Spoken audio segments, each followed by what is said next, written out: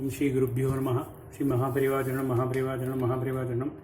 இன்னைக்கு தெய்வத்தின் குரல் பாகம் 3ல் அடுத்த தலைப்பு மதாச்சாரத்தின் உட்பிரிவுகள். இது பக்கம் 399லேருந்து 434 வரைக்கும் இருக்குது. இது 7 பாகமாக பிரித்து சொல்கிறேன். முந்தைய உரை தொடர்பாக ஒரு விளக்கம். சிகாம், புன்றம், சூத்திரம் என்று சொன்ன 3 விஷயங்களும் இந்து மதத்தை சேர்ந்தவைதான். மதாந்தரங்கள் இவை இல்லை. ஆனால் இந்து மதத்துக்குள்ளேயே வெவ்வேறாயுள்ள பிரிவுகளை ஒப்புக்கொண்டு இவற்றில் பிறந்தவர்கள் தங்கள் முன்னோரின் பிரிவுக்குரிய ஆச்சாரத்தையே பின்பற்ற வேண்டும் என்று ஸ்பஷ்டமாக ஏற்படுகிறது. அப்பொழுது ஒரு கேள்வி எழுகிறது. இந்து மதம் வேத மதம்தான். அதற்கு முதல் ஆதாரம் ஸ்ருதி என்ற வேதம். அடுத்தபடியான ஆதாரம் அந்த வேதத்தை ஆதாரமாக கொண்டே அதில் சுருக்கமாகவும் மறைமுகமாகவும் குறிப்பாகவும் சொல்லியுள்ளவற்றை விளக்கி வைக்கிற ஸ்மிருதி என்கிற தர்மசாஸ்திரம். ஆக வேதம்தான் இந்த மதத்துக்கும் மூச்சு. இந்த வேதத்தின் பரமா தாற்பயம் என்ன என்பதிலேயே ஏற்பட்ட வித்தியாசத்தால் தான் இதற்குள் பல பிரிவுகள் ஏற்பட்டிருக்கின்றன. துவைதம் என்று ஒருவர் நிர்தாரணம் பண்ணுகிறார், அத்வைதம் என்று இன்னொருத்தர், இரண்டுமில்லை விசிஷ்டாத்வைதம், சுத்தாத்வைதம், துவைதாத்வைதம் என்றெல்லாம் பல பேர் பலவிதமாக முடிவு பண்ணுகிறார்கள். வைதிக மதத்தில் எல்லா தெய்வமும் ஒரே பரமாத்மா தான் என்று ஒருத்தர் சொல்கிறார். இன்னொருத்தர் விஷ்ணுதான் பரமாத்மா, மற்ற தெய்வங்கள் இல்லை என்கிறார். வேறொருவர் இதே மாதிரி சிவனை சொல்கிறார். எல்லோரும் தங்கள் சொல்வதுதான் வேதத்தின் சரியான அபிப்பிராயம் என்கிறார்கள். துவைதம் அத்வைதம் என்றெல்லாம் பெயர் கொடுத்தாலும் இது சப்டைட்டில் தான். நாங்கள் வேதமதம் என்பதுதான் டைட்டில் என்று அவரவரும் சொல்கிறார்கள். இதிலிருந்து தான் கேள்வி வருகிறது. வேத மதத்தை விட்டு வேறு மதத்துக்கு போனால்தான் தப்பா?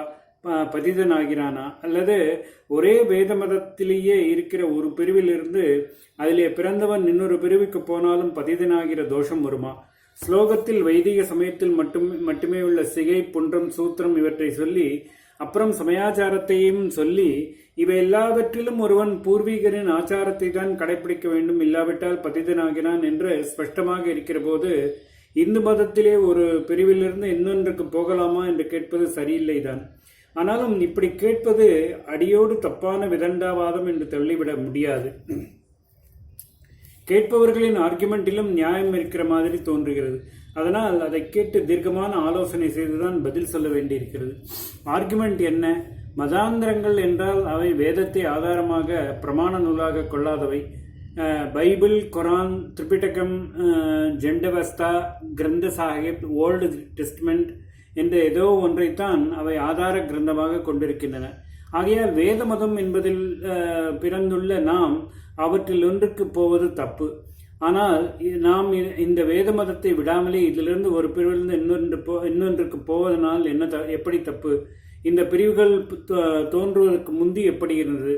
நீங்களே இதை பற்றி என்ன சொல்லியிருக்கிறீர்கள்?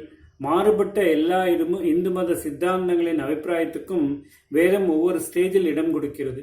துவைதம், விசிஷ்டாத்வைதம், அத்வைதம், சைவம், வைஷ்ணவம் என்றெல்லாம் தனித்தனி சம்பிரதாயங்களாக பிரிவதற்கு முன்னாலேயும் தன்னுடைய பக்குவஸ்திதியில் ஒருவர் எந்த ஸ்டேஜில் இருந்தாரோ அதை பொறுத்து தத்துவரீதியில் துவைதியாகவோ அத்வைதியாகவோ இன்னொன்றாகவோ இதே மாதிரி தெய்வ உபாசனை என்று வரும்போது சிவபக்தராகவோ விஷ்ணு பக்தராகவோ அம்பாள் பக்தராகவோ தம் பாட்டுக்கு இருந்து கொண்டுதான் இருந்தார். ஸ்ருதி ஸ்மிருதிகளை பார்த்தால் இது ஒன்றுதான் தத்துவம், இது ஒன்றுதான் தெய்வம் என்று முடிவு கட்டி எல்லோருக்கும் பொதுவாக எதையும் சொல்லியிருக்கவில்லை. அதனால் பிரிந்து போகாமலே தமக்கு கன்விக்ஷன் உள்ள தத்துவத்தை அனுசரித்து கொண்டும் தமக்கு அப்பீலாகிற தெய்வத்தை உபாசித்து கொண்டும் ஒரே சம்பிரதாயமாகத்தான் இந்துக்கள் எல்லோரும் இருந்திருக்கிறார்கள். சம்ஸ்காரங்களிலும் ஆச்சாரங்களிலும் எல்லோரும் தர்மசாஸ்திரப்படி ஒரே மாதிரி தான் அனுஷ்டித்து வந்திருக்கிறார்கள். ஒரே குடும்பத்திலேயே இருந்தவர் கூட வெவ்வேறு தத்துவ சித்தாந்தத்தை அனுசரித்துக் கொண்டும் அவர்களில் ஒருவர் சிவ பூஜை பண்ணுகிறாராகவும் இன்னொருவர் விஷ்ணு பூஜை பண்ணுகிறாராகவும் இருந்திருக்கிறார்கள். ஸ்ரௌத ஸ்மார்த்த கர்மாக்களான பஞ்சமகா யஜ்யங்கள், 40 சம்ஸ்காரங்கள், சந்தியாவந்தனம் முதலவற்றில் வித்தியாசமில்லாமல் எல்லோரும் ஒரே போல பண்ணி வந்தார்கள். பிற்காலத்தில் தான் சித்தாந்தம் தெய்வம் என்பதற்காக வேறு வேறு பிரிவுகளானது என்றெல்லாம் நீங்களே சொல்லியிருக்கிறீர்களே.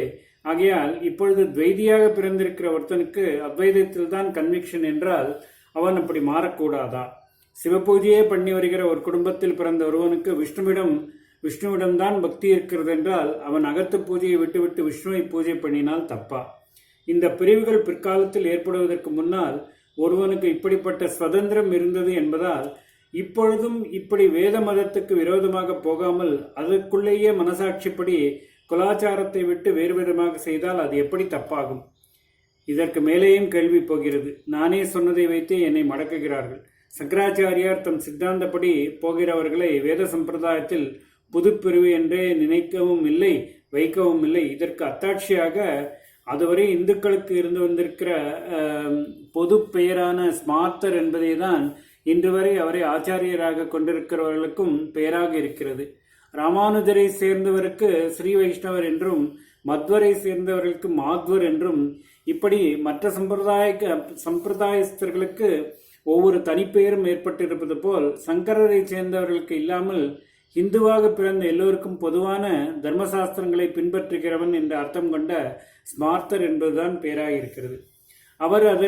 அவருக்கு முற்பட்ட சாஸ்திரங்களில் சொல்லியுள்ள ஆச்சார அனுஷ்டான சம்ஸ்காரங்களே தான் அவலம்பித்தாரே தவிர அவற்றில் மாறுதல் எதுவும் செய்யவில்லை. பிற்பாடு மற்ற ஆச்சாரியர்கள் வந்தபோதுதான் தங்கள் சம்பிரதாயத்துக்கு தனிப்பெயர் தந்தது. இவர்களும் ஆச்சார அனுஷ்டான சம்ஸ்காரங்களில் பூர்வீகமான தர்மசாஸ்திரங்களையும் தான் பெரும்பாலும் பின்பற்றினார்கள் என்றாலும் அவற்றோடு தங்களுடைய புதிய பிரிவை தழுவுவதற்கு அடையாளமாக அதிகப்படியான சிலவற்றையும் சமாஸ்ரயணம், முத்ராதாரணம் முதலியவற்றை போன்றவை சேர்த்தார்கள்.